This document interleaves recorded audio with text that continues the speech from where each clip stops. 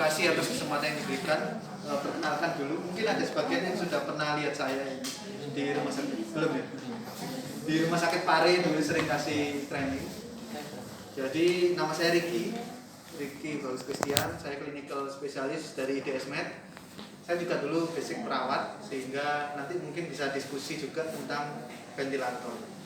Nah di sini kebetulan saya dengar pesertanya dari ICU ada, dari ruang isolasi ada. Jadi nanti mungkin teman-teman rencana picu ada. Picu ya siap. Jadi nanti bisa sharing juga tentang kendalanya apa, gitu ya. Dan memang ventilator G5 ini bisa untuk sampai dengan bayi, ya, kemudian pediatrik sampai dengan dewasa. Jadi kalau picu ikut masih masuk. Gitu. Dan ini ventilator G5 ini dulu itu yang paling tinggi, tapi sekarang ada lagi S1. Dimana S1 itu bentuknya sama seperti ini, tetapi ada indikator SpO2 sama EtCO2. Kalau yang ini belum, tapi ini sudah cukup untuk di ruang ICU, picu maupun ICU. Ya. Sebelumnya sudah pernah lihat Hamilton ventilator belum? Belum pernah ya. Ada yang sudah pernah, ada yang belum mengoperasikan ventilator. Ya, jadi ventilator ini untuk bantu pasien bernafas ya, mulai dari pasiennya apnu, support sampai dengan pasien spontan. Nah, ventilator ini itu membutuhkan 2 sumber gas. Ini kalau teman-teman mau pertama kali mau menjalankan ventilator, maka harus dimasukkan 2 sumber gas ini. Yang pertama sumber gas oksigen, yang kedua sumber gas untuk medical air atau gas tekan. Dan tentu saja kita membutuhkan power cord atau apa ya, sumber listrik, depan untuk sumber listrik. Nah setelah itu kita nyalakan unitnya. Ini adalah tombol untuk menyalakan unit, tinggal dibuka ini terus dipencet, gitu ya. Nah ini adalah kabel penghubung dari layar ke sini. Jadi untuk di ruang isolasi itu bisa ventilatornya ada di ruang isolasi, layarnya ada di nurse station. Jadi ini maksimal tapi 3 meter ya. Jadi ini bisa dipanjangkan gitu ya. Jadi bisa mengoperasikan dari nurse station sini, di luar pintu. kabelnya lewat sela-sela gitu terus dioperasikan Di luar pintu. Jadi belum ada ventilator.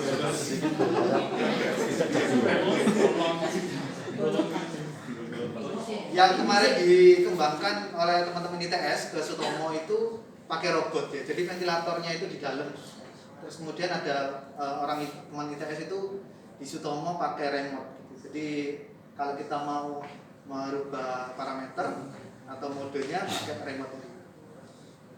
Kalau yang wireless belum ada, mereka apapun belum saya tahu juga. Nah, setelah tadi dinyalakan ya, maka tampilannya seperti ini. Oke. Jadi ini terdiri dari tiga macam ya. Yang pertama layar ya untuk kita mengoperasikan. Yang kedua mesinnya sendiri. Yang ketiga itu adalah humidifier. Ya, humidifier itu ada 2 kan, humidifier aktif sama humidifier pasif.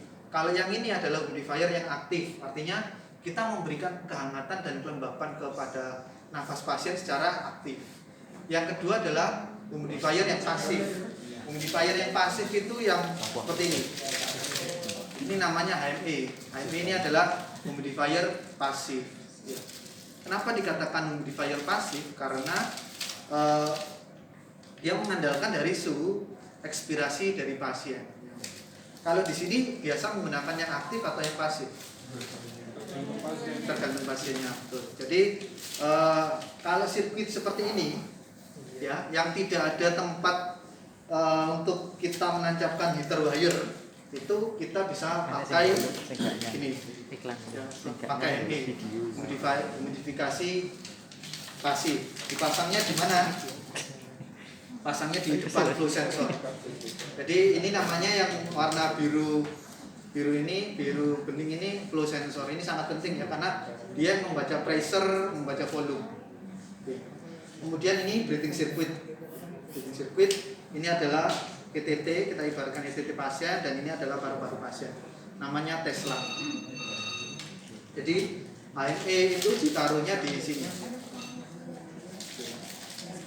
Jadi ketika pasien ekspirasi ya, ekspirasi itu kan pasti ada air ya, kelembapan dan kehangatan ya. Nah, itu diperangkap di dalam HME. Kemudian setelah beberapa menit, kurang lebih 10 menit, maka ketika pasien inspirasi memasukkan udara ke dalam paru-paru, nah kehangatan yang telah disimpan di sini masuk lagi ke paru-paru pasien. Gitu ya. Kenapa sih kok butuh humidifier baik yang aktif atau yang pasif? Kenapa ada yang bisa bantu? Kenapa kita membutuhkan ini? Kok nggak langsung aja sih ke pasien ini gitu? Atau ketika ini habis, misalnya stoknya habis, teman-teman ada yang nekat langsung nggak usah pakai humidifier, langsung masuk aja. Kenapa ini penting humidifier? Aktif maupun yang pasif. Yang bisa bantu. Ya, jadi langsung saya jawab aja ya supaya mempersingkat waktu. Jadi kalau kita bernafas gini kan kehangatan dan kelembapan itu diciptakan oleh hidung kita, betul ya? Hidung kita itu selain memfiltrasi juga memberikan kehangatan. Nah, kalau pasien tersebut diintubasi ya, diintubasi ini kan tidak melalui hidung, dia langsung ke saluran pernafasan atas ya, yaitu paring-laring ya.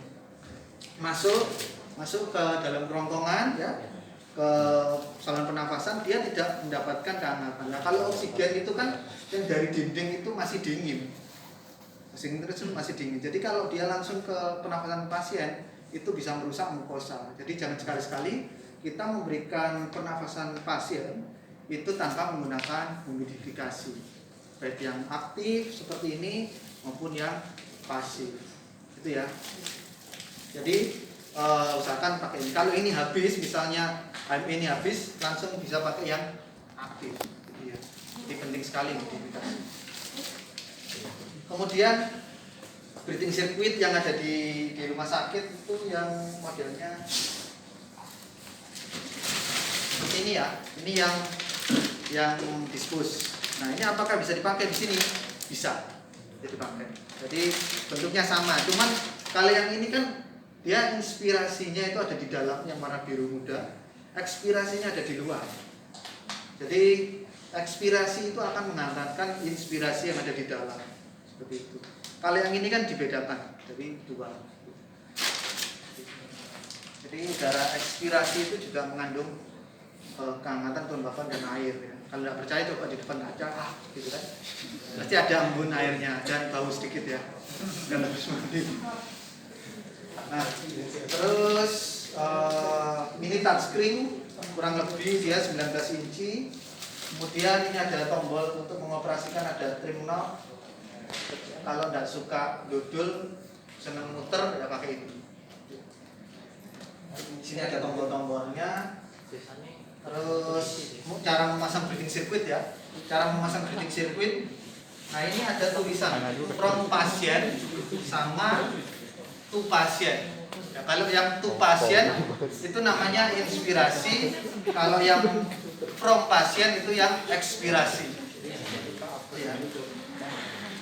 Kalau kita buka ini boleh buka, yang punyanya boleh buka.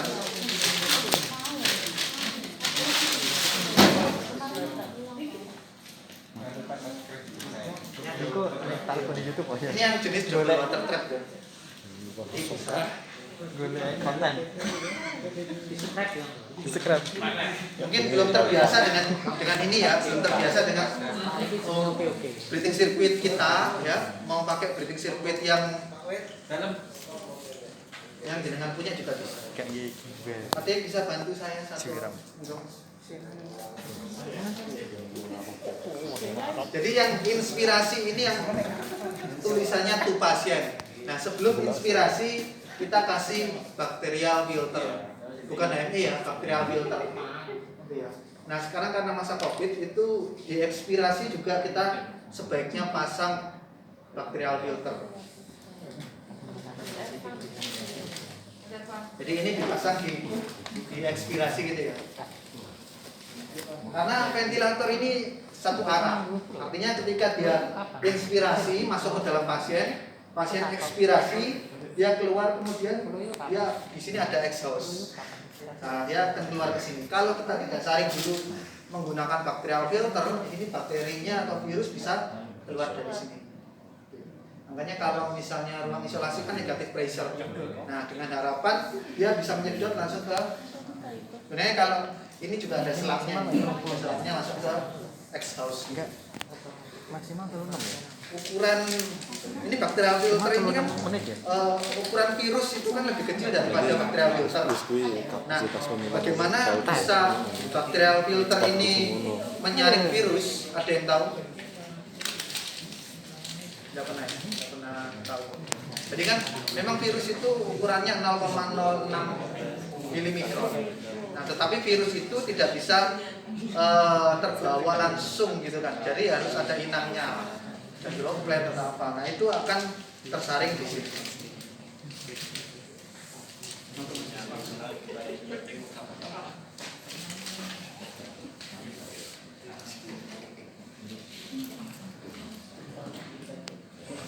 Untuk pasang bridging circuit ini wajib bisa ya, semua perawatnya harus bisa. Kemudian kalibrasi itu harus bisa. Jadi nanti ada volunteer yang nanti saya tunjuk untuk mencoba, harus bisa memasang bridging circuit sama kalibrasi. Kalau mode-mode ventilator itu bisa oke, kalau tidak bisa ya tidak apa-apa. Karena kan yang memilih dokter. Tapi nanti akan saya jelaskan tentang mode ventilator.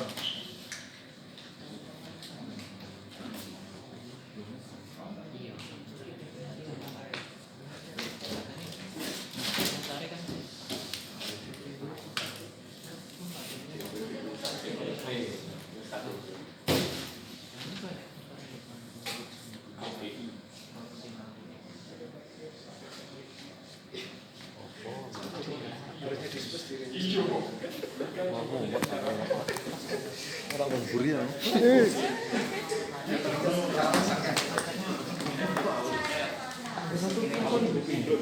Rolling.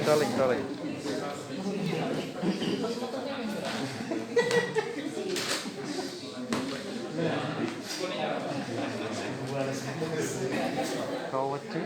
Sama dia. Ya, jadi kalau teman-teman diisolasi kan harusnya pakai yang dispos ya. Dispos yang ada di rumah sakit itu modelnya seperti ini. Ya. Ini double water trap. Sehingga meminimalisir kondensasi. Ya. Kalau pasien ekspirasi itu ada airnya, itu bisa tersaring di sini. Dan ini bisa langsung dibuang. Ini cari inspirasi, dua lubang ya, inspirasi dan ekspirasi. Kalau yang ini karena double water trap, maka kita nggak usah bingung mana yang inspirasi, mana yang ekspirasi. Kalau yang single water trap, ya, ada breathing circuit misalnya nanti pengadaannya berubah lagi, dibelikan yang cuma single water trap, maka yang ada water trapnya itu masuk ke ekspirasi. Gitu ya. Dimasukkan di sini inspirasi dan jangan kebalik ya. Kalau yang ini nggak mungkin kebalik karena sudah jelas ya. Atas. Lurus atas. Kalau di ruang COVID ini wajib dikasih bacterial filter ya. Bacterial filter bukan yang seperti ini. Ini HME namanya. Bacterial filter yang seperti ini.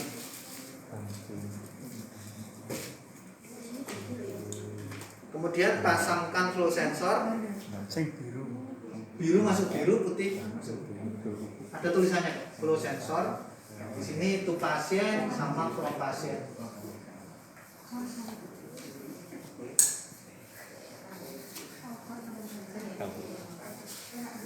Ini.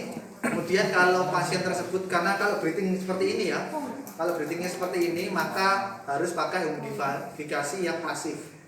Harus pasang ini, wajib ya. Jangan sampai kita nggak pasang. Pasiennya plugin ya kalau normal.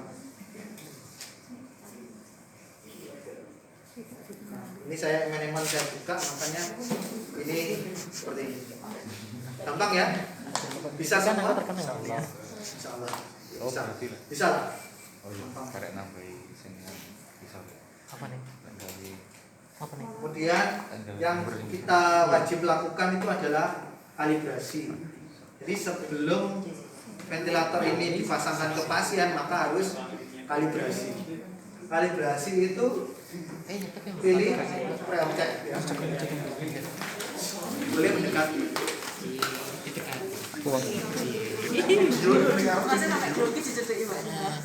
Awak kan yang karbain nasu. Kalibrasi ya. Jadi Iya dingin ya di sini. Kalibrasi itu di sini ada 3, tapi yang wajib kita kalibrasi itu 2. Flow sensor. Flow sensor sama tightness. Flow sensor ini wajib kita kalibrasi ya. Ini idealnya satu pasien satu, tapi kalau di rumah sakit itu sering di reuse.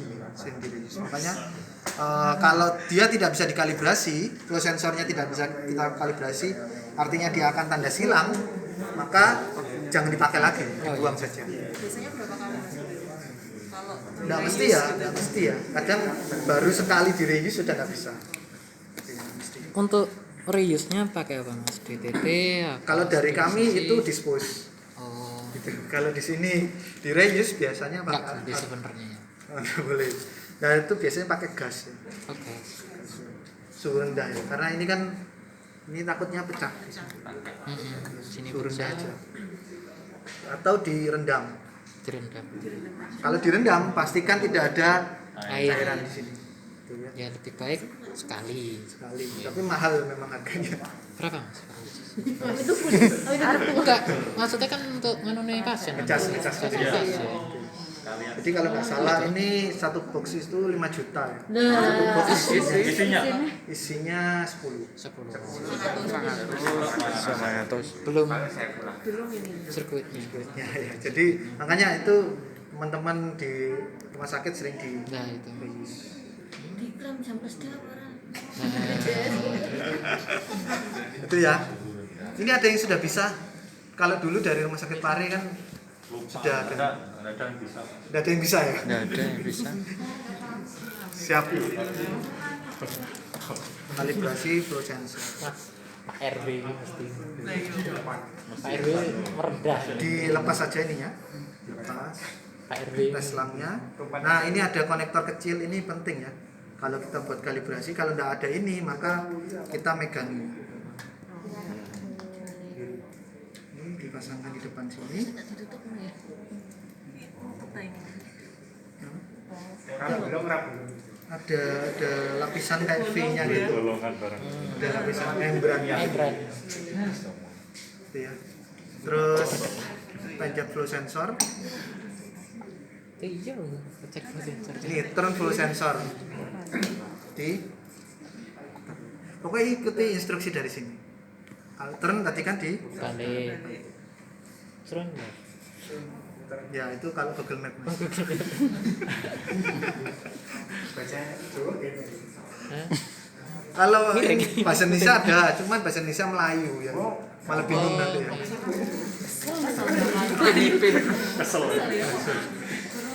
Sabar mas ya. Siap. Kira tuh ini kanca-kanca wis ngene. Biar salah kuliah. Nah ini kan turn flow sensor Salah lagi jalur ya. aku ya. Di Jalur mudi. berarti yang awal masang yang sesuai itunya ya yang sesuai seperti itu. Yang kalau jenengan tidak pakai ini tadi megangi, pokoknya jangan sampai ada leak. Kan sebelum pasien dinaikkan ke ICU itu kan mesti UGD atau ruangan mana mesti telepon kan. Mungkin Berapa itu. lama mas untuk kalibrasi semuanya? Ini Total kurang lebih biasanya? 2 menitan ya. Untuk semuanya. Semuanya. Nah kalau centang seperti ini berarti oke. Ya. Oke, kemudian tightness. 2 menit ini. Yang lama memang agak lama memang flow sensor. Iya. Tapi kalau tightness test ini cepat. Tidak perlu ini. Nah, tightness test ini prinsipnya steril ya. Mohon maaf saya lupa tadi. Jadi ini prinsipnya steril. Jadi kalau misalnya kita masang pun pakai handscoon steril. Dulu waktu pelatihan ICU diajari terus steril kan. Iya Mas Arif. Makanya lho.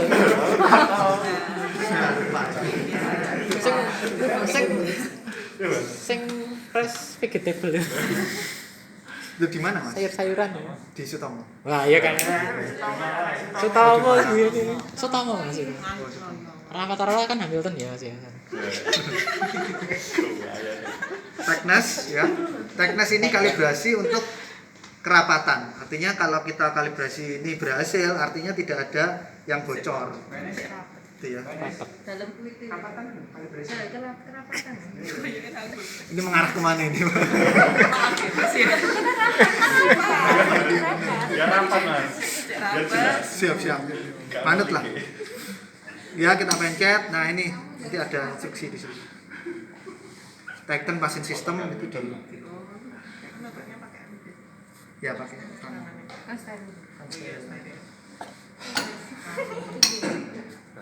Nah, Kayak dikeinginan ya. kalau ada yang bocor, ya pasti ada suara ces. Oh, iya kan. Betul nggak? Kena langsung marah. Udah, sudah selesai ya. Jadi cuma sebentar toh. Gitu toh.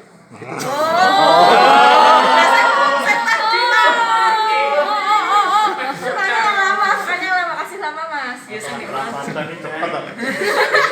Suka yang lama ya maksudnya. Tergantung sih Mas. Pokok rapat. Lanjut Pak. Tambah sip ya. Kalau O2 share atau O2 sensor ini nggak perlu setiap hari ya. Kalau ada notifikasi calibration dual Harus cell dilakukan. needed ya, berarti kita harus kalibrasi. Masa hidupnya berapa lama Mas? Udah. Kurang lebih oksigen cell ini 6 bulan sampai dengan setahun tergantung pemakaian. Gitu. Semakin kita sering pakai ke pasien atau semakin kita sering kalibrasi itu akan memperpendek usia. Makanya kalau nggak diperlukan cuma 2 ini aja. Gitu. Nah ini kalau kita memakai sirkuit yang dispose. Kalau memakai sirkuit yang reuse itu kalau masih ingat ya, dimasukkan wire-nya itu kan ya. Itu agak ribet memang. Tetapi kalau yang ini itu tidak usah memasukkan wire-wire lagi. Ini bawaannya dari Hamilton. Ya. Jadi ini di dalam Dipegang Mbak Sin, Mbak Sin. Nah, dipegang. di dalam selangnya ini sudah ada wire-nya. Sudah ada wire. Sudah kelihatan di dalamnya. Jadi kalau misalnya selang ini kita sobek gitu ya, di dalam sudah ada komponen wire-nya. Kita mau buktikan atau? Enggak usah. Memang. Percaya. Tidak ditangkap Mas. Jadi ini ada 2 warna yang berbeda, putih sama biru. Yang biru itu dipasang ke inspirasi, yang putih ekspirasi. Itu ya. Beda, ada yang pendek, ada yang panjang. Sudah yang pendek atau panjang? Saya nuruti aja. Ya. Jadi kalau pakai yang reuse seperti ini bisa di reuse sampai kapan? Sampai dengan rusak. Ya? Iya. Sterilisasinya. Ini pakai autoclave. Berapa Mas? Kalau autoclave kan suhunya sekitar 120 sampai 130 derajat Celcius. Selama 30 menit. Sampai berapa kali pemakaian Mas? Sampai rusak. Ada tulisan autoclavable. Iya, biasanya kan terusannya ya. Ini autoclave. Ya, jadi bisa di autoclave. Oke. Karena vitamin. Jadi yang putih itu untuk inspirasi ya. Ini saya coba saya praktekkan. Nah, ini inspirasi kan kita butuh, kan kita mau menghangatkan ya. Jadi udara yang di sini itu kan masih dingin. Bukan dipeluk Mas. Bukan. Mas. Omongannya saiki ya. Jadi Ademu ya pakai hangat gitu. Jadi cari selang yang paling pendek. Cari selang yang paling pendek ya. Dihubungkan dari sini, dari setelah bacterial filter ke sini. Ini dibuka aja ya. Ya, dibuka. Ini ya Mas. Buka aja Mas. Yang mana? Eman. Yang mana? Agak seret ya karena pasti baru. Oh iya. Unboxing guys. Iya Mas Darwin. Si muda-muda ya. Sip. komen daripada kepleset aku. Nah, ini dimasukkan ke dalam sini. Ini harus sesuai ya. Oh, enak catatan. Pas. Kemudian kita Aduh, harus pakai. Tetap pakai air. kan tetap pakai air. Ini masukkan di sini. Masukkan itu airnya. Bercanda. Oh iya, bisa. Pakai minyak lebih hangat. Bendok ya. Nah, urut. Terus kayak Mas Arun dulu boleh. Aku Mas Arun boleh. Minyak bulut ya. Kalau biasanya Mau apa minyak dulu?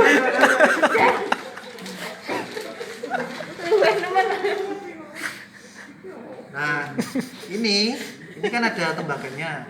Ya, tembaganya ini itu enggak boleh Kena air. Ini boleh kena air tapi enggak boleh direndam. Enggak boleh direndam. Cipratan oleh. Boleh dicelup. Boleh. Jadi kalau membersihkan daerah sini jangan direndam. Oke. Dilap biasa aja. Kalau keluar dari sini mesti hangat ya, Mas. Nanti boleh dipegang. Siapa yang senang megang hangat? Mas Eri. Siapa komben? Nah, kalau sudah pas ya maka hijau. Oh iya. Kalau enggak pas misalnya salah satu ya. Ijo ya, pancet ijo. Karena sensornya ada di sini, sorry. Sabar. Jadi sensornya ada di situ. Sabar kok, guys. Nah, hijau. Nah, gitu. Sensornya di sini. Enak Jadi itu, di langsung. sepanjang selang ini itu yang tadi saya bilang ada wire-nya. Karena kita nggak usah buktikan ya di dalam Iya, sini. sama sama. Percaya Mas, aku Mas percaya. Jangan musrik ya. Jangan percaya Mas. Musik. Hijau. Sisi tanya tanya dari dia. Jaga jarak coy. Enggak kok. Kalian campur dengan anak isolasi loh. Kayak apa, Mas? Aku jadinya kan ngelawatin soal. Macam ya, Bang? Kita libur semua.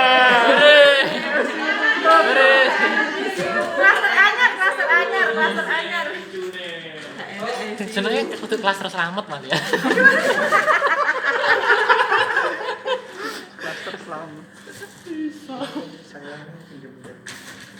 Sebenarnya ini ada water trap-nya ya. Coba. Kita cari dulu. Oh itu tuh. Masin, dulu Masin. Masin. Hari ini kayak Dengi.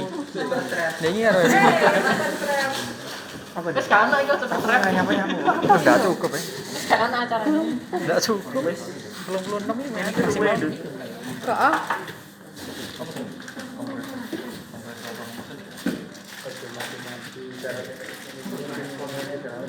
Jadi di antara ekspirasi ini ya itu ada water trap sama seperti heating circuit yang dispose ya. Ada perbedaan enggak Mas heating circuitnya antara dewasa anak sama? Ada. Jadi kita di sini cuma ada dua breeding circuit, neonatus sama dewasa pediatrik. Dewasa sama pediatrik sama. Kemudian ini untuk ekspirasi jangan lupa dimasukkan.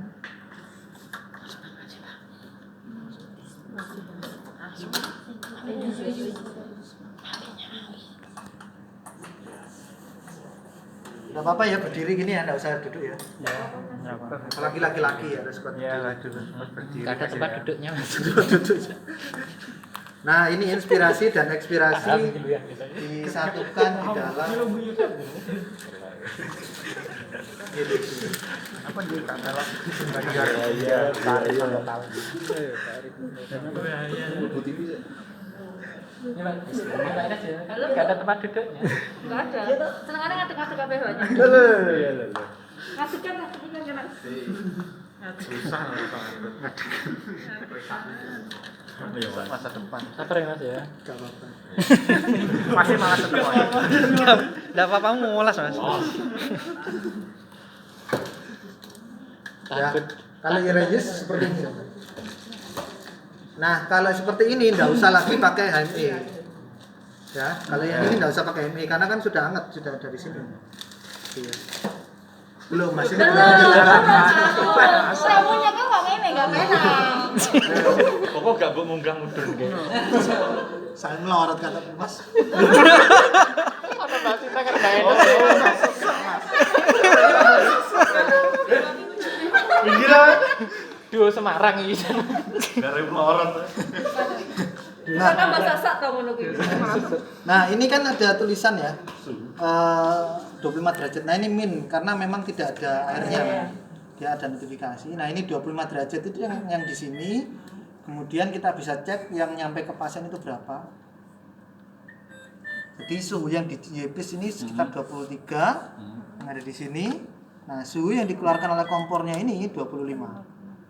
Nah, idealnya itu tidak ada perbedaan antara suhu yang di kompor sampai dengan di YPIS. Ya, Selisihnya berapa Mas? kurang lebih 1 sampai dengan 2 derajat. Oh, gitu. Itu enggak boleh lebih ya.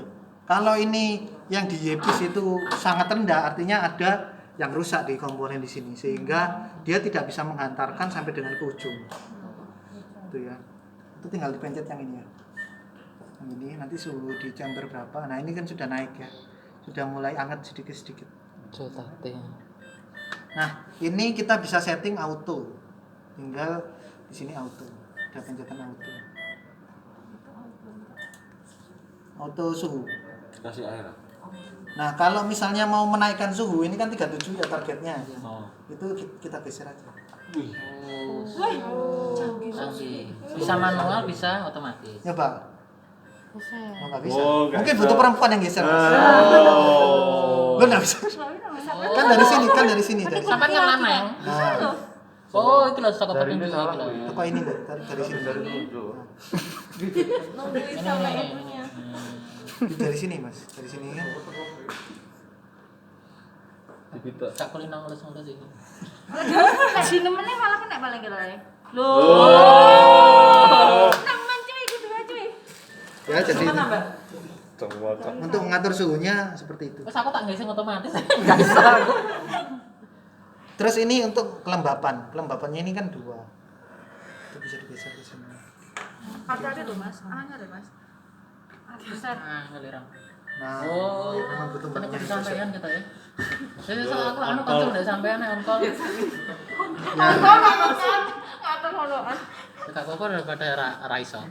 Nah, otomatis semua bisa. Iya, kalau bingung dia Ah, otomatis. otomatis. Sana oso. Kayak autan. Ya, ini sudah bisa dipegang. Ini sudah hangat, Mbak. Ya, sudah hangat. Nah, iki gak usah diwarai kita iki. Nah, itu tombol alarm, enggak usah diwarai. Paling sering di. Iya, tombol favorit. Gampang rusak. Paling ngamuk sih. Oke, sekarang kita setting yang ini ya. Setelah tadi breathing circuit bisa semua ya. Bisa semua. Ada pertanyaan dari breathing circuit dari yang dispose tadi sampai dengan yang reuse. Ada ya. Inspirasi itu warna apa tadi? Biru. Ekspirasi? Kayak paduan suara. Sip. Jadi kita setting ini ya. Kalau sudah ini sudah benar, kita pre-object, kita kalibrasi sudah oke semua. Kalau tidak oke ya kita cari, mungkin ada sambungan-sambungan gini yang belum pas gitu ya. Nah, selanjutnya kita pilih tipe pasien. Ya, karena ini kita nyoba saja. Karena ini bisa untuk ketiga tipe pasien, maka kita pilih misalnya kita pilih dewasa dulu ya, paling gampang dewasa. Kemudian kita pilih dewasa itu adult ya. Kemudian kita pilih gendernya, laki-laki atau perempuan ya. Jadi kalau misalnya dari UGD ditanyai gendernya tidak jelas gitu ya, bukan laki-laki bukan perempuan, itu ditanyakan lagi. Misalnya mas laki-laki ya Mas. Tak wes iki dhisik. Beratnya berapa Mas? Oh tinggi. 172. Tahu. Aku sih 160. 172 ya. Berat badanku 68 ideal. Idealnya ini 68. Jadi kita setting itu tinggi badan ideal. Oh ya, ini sama cek di buku. Iya. Ini bukan untuk ngecek berat badan ideal. Terlalu mahal kalau buat itu. Tapi boleh enggak? Mbaknya berapa? Sultan ya sampean. Berapa ya? 164. Aduh. Sekarang berapa? Sekarang 70 on the way, Mas. Ini kalau laki-laki mbak, kalau perempuan harus lebih rendah lagi.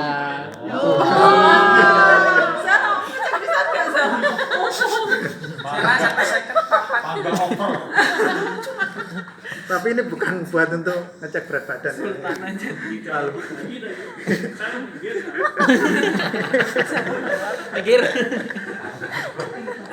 Ya, jadi kita paling gampang memang tinggi badan ya. Kalau pasien tidak baring itu paling gampang kita ukur pakai meteran seperti itu kan ya. Daripada berat badan nanti kayak ilmunya dukun ya. Kita nggak tahu berat badan aktualnya itu berapa. Kecuali kalau